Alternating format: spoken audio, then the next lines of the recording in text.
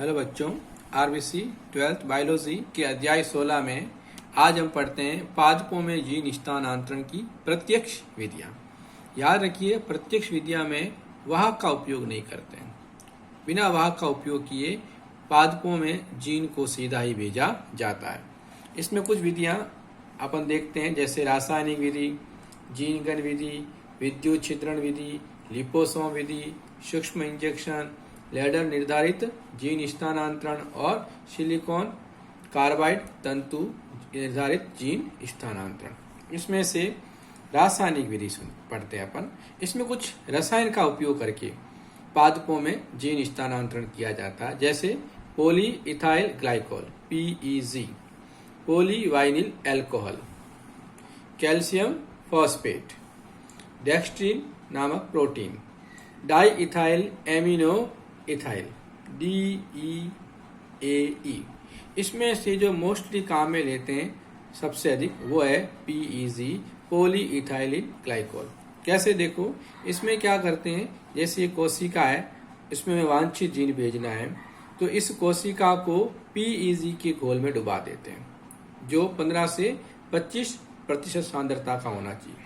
और इस घोल में वांछित जीन, जैसे रेड दिख रहे हैं, ये वांछित जीन भी डाल देते हैं। तो ये PEG क्या करता है, कोशिका की अंतःग्रहण की क्षमता को बढ़ा देता है, जिससे कारण कोशिका ये जो वांछित जीन है उनको अपने अंदर ग्रहण कर लेती है। दूसरी है जीन गन या कणिका बंदूक या शॉर्ट गन या माइक्रो प्रोजेक्टाइल। ये डायग्राम आपको जीन गन का दिख रहा है। इसके चारों ओर धातु का बना हुआ एक बेलनाकार आवरण है या एक सूक्ष्म छिद्र है।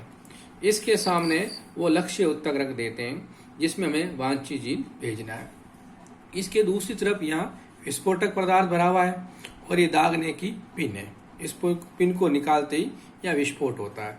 ये आपको दिख रहा है, ये माइक्रो प्रोजेक्टाइल कहलाता है। और ये माइक्रो प्रोजेक्टाइल ध्यान रखिए नायलॉन का भरा होता है। इस माइक्रो प्रोजेक्टाइल में यहाँ जो आपको दिख रहा है, यहाँ पर वांछित जीन युक्त गोलियां, यानी इन गोलियों के ऊपर वांछित जीन चिपका हुआ है। ये गोलियां ध्यान रखिए टंगस्टन या सोने की बनाई होती है। अब इसकी कार्य प्रणाली देखें तो जैसे ये पिन निकालेंगे या विस्फोट होगा और ये माइक्रो प्रोजेक्टाइल गति करके यहाँ आकर रुक जाएगा। लेकिन जो इसमें कारतूस भरे हुए हैं, गोलियां भरी हुई है, ये इस सूक्ष्म छिद्र से बाहर निकलकर उत्तक में चली जाती है। और हमने पढ़ा था इन गोलियों पर जीन चिपका हुआ है, तो इन गोलियों के साथ साथ जीन भी कोशिका में चला जाता है। तीसरी विधि वैद्युत छिद्रण। इसमें क्या करते हैं, ये जीव द्रव्यक लिया अपन ने, मतलब कोशिका भित्ति रहित पादप कोशिका ली और उसके चारों ओर ये वांछित जीन डाल दिए। अब ये दो हमने इलेक्ट्रोड लिए हैं, तो इलेक्ट्रोड को जैसे ही पास में लाकर, कोशिका के पास में लाकर इलेक्ट्रोड को संपर्क में लाएंगे तो इलेक्ट्रोड से स्पार्किंग होगी और उस स्पार्किंग के कारण इस कोशिका झिल्ली में छिद्र हो जाएंगे और इन छिद्रों से जो वांछित जीन है वो पादप कोशिका में चला जाएगा। तो ये विधि कहलाती विद्युत छिद्रण या इलेक्ट्रोपोरेसिस। अगली विधि है लिपोसोम विधि या इसको लिपोसक्शन भी कहते हैं। इसमें क्या करते हैं, ये वापस अपन ने जीव द्रव्यक लिया है, अब इसके चारों ओर लिपोसोम की गोलियां डाल देते हैं। ये जो दिख रही है आपको, ये लिपोसोम की गोलियां, ये लिपोसोम की गोलियां हैं। इसके अंदर तो वांछित जीन होता है और इसके चारों ओर वसा का आवरण होता है। तो कोशिका के चारों ओर कोशिका झिल्ली वसा की बनी होती है और लिपोसोम भी चारों ओर वसा का आवरण होता है। तो वसा विलय हो जाएगी और इसमें जो वांछित जीन है वो इस कोशिका में चला जाता है। तो ये विधि है लिपोसोम। अब अंतिम है सूक्ष्म इंजेक्शन। तो ये एक इंजेक्शन की तरह ही होता है लेकिन आकार में छोटा होता है। इसमें यहाँ पर वांछित जीन भर दिया जाता है और इस इंजेक्शन को सीधा पादप कोशिका में लगा दिया जाता है। तो वांछित जीन सीधा कोशिका के केंद्रक में पहुंच जाता है। तो ये जीन स्थानांतरण की प्रत्यक्ष विधियां थी। नेक्स्ट अगला टॉपिक GMP। हिंदी में पूरा नाम है आनुवंशिक रूपांतरित पादप, जेनेटिकली मॉडिफाइड प्लांट या पराजीनी पादप, यानी ऐसे पादप जिसकी आनुवंशिक संरचना बदल दी जाती है। मतलब ऐसे पादप जिसमें पराजीन, वांछित जीन या बाह्य DNA पाया जाता है, वही पराजीनी पादप कहलाते हैं। इसका निर्माण कैसे करते हैं, तो सबसे पहले वांछित जीन का चयन करते हैं और इस वांछित जीन के बाद वाहक का चयन करते हैं, जैसे मान लो टीआई प्लाज्मिड।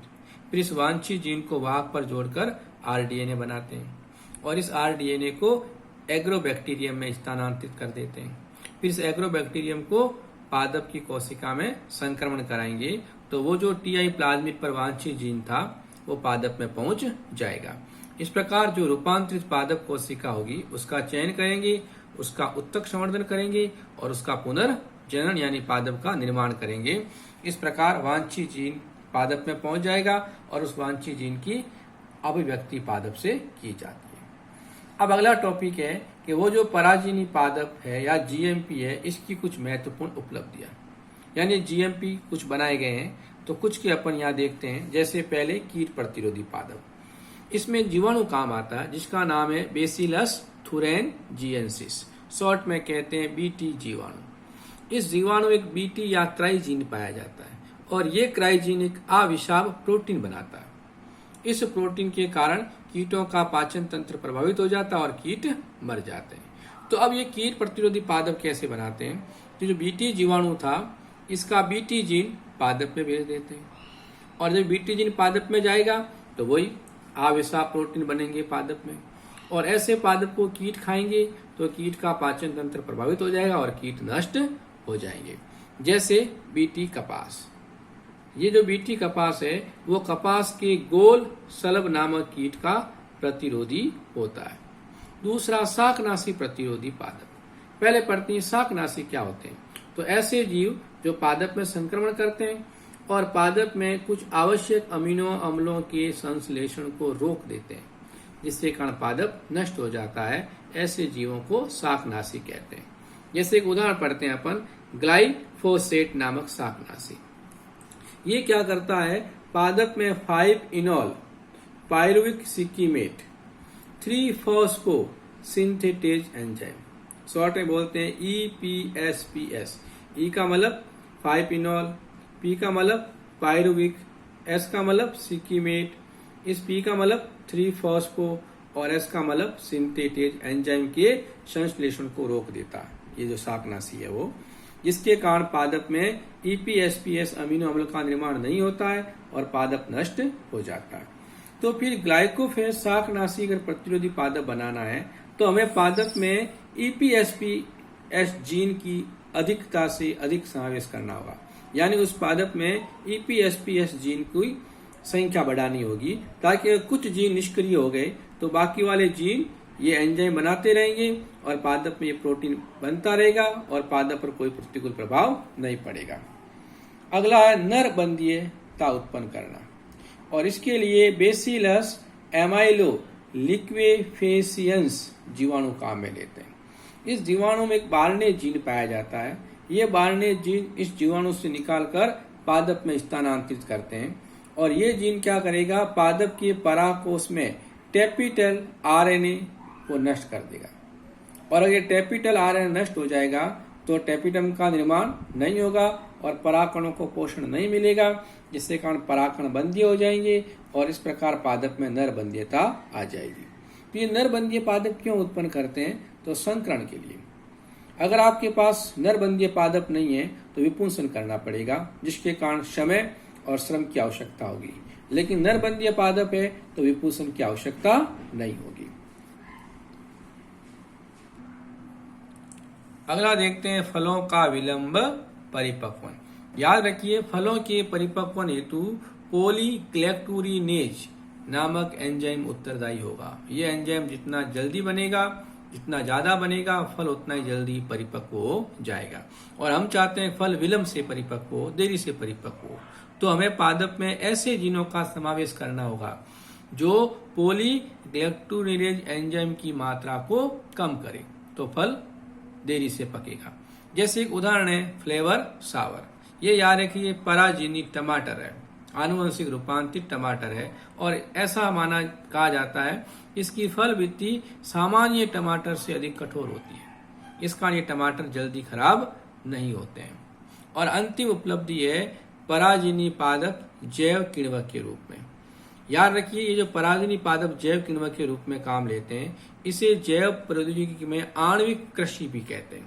तो आणविक कृषि क्या है? तो परागजननी पादपों को जैव किण्वक की तरह विभिन्न रसायन प्राप्त करना ही आणविक कृषि कहलाती है। जैसे गोल्डन राइस से विटामिन ए प्राप्त करते हैं, इसी प्रकार सुपर पोटैटो का निर्माण किया गया है। प्रोटीन प्रचुर बीज, जैव अपघटनीय प्लास्टिक, खाद्य टीके और कुछ महत्वपूर्ण औषधियां परागजननी पादपों से प्राप्त की जाती है। तो ये अध्याय 16 समाप्त होता है। आशा करता हूं आपको समझ में आया होगा। धन्यवाद।